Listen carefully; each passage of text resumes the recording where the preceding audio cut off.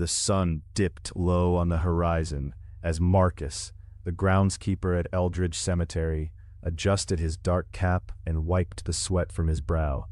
The air felt thick, almost oily, like the prelude to a summer storm, but the sky remained clear. He shuffled along the cracked stone path, surveying the headstones, their names barely legible beneath a creeping layer of moss.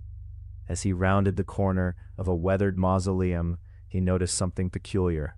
Fresh footprints marred the fine layer of dirt bordering an ancient oak tree. The prints were large and deep, as if someone had been stomping around amid the graves, but Marcus was certain he had been alone. He knelt down, fingers brushing the cool earth as he traced the imprints. They led toward a section of the cemetery that had long been forgotten. A shiver slid down his spine.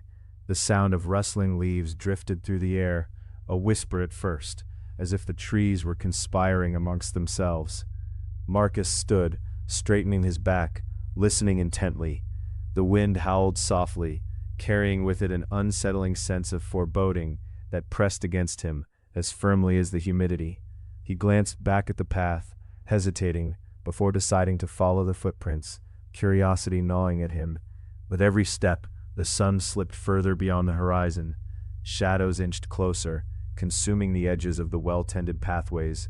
The chirping of birds faded, replaced by an oppressive silence that felt thick in his throat. The ground beneath his boots felt unsteady, like it might quake at any moment. When Marcus reached the forgotten area, a sense of wrongness deepened. The footprints continued into the brambled thicket, leading to a solitary gravestone half obscured by ivy. He bent forward, trying to decipher the inscription.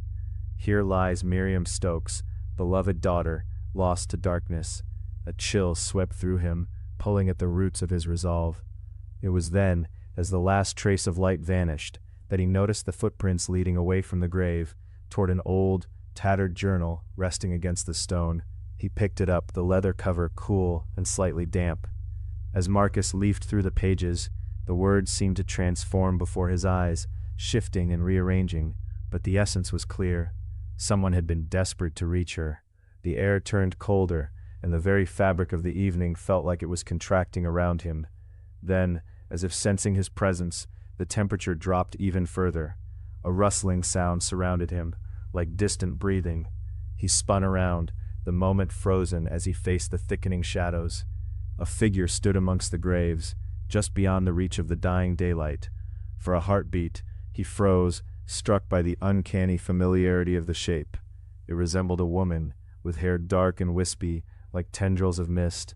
The figure seemed to sway, as though beckoning him to approach.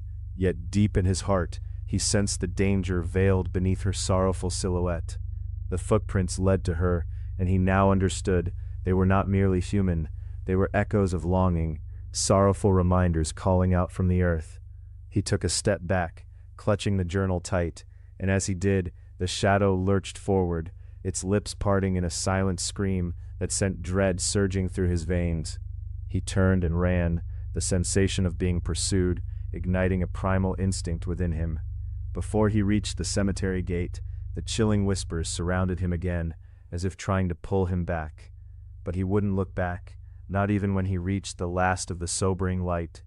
Only when his feet hit the pavement outside did he allow himself to breathe, the weight of the cemetery lifting as he escaped its grasp.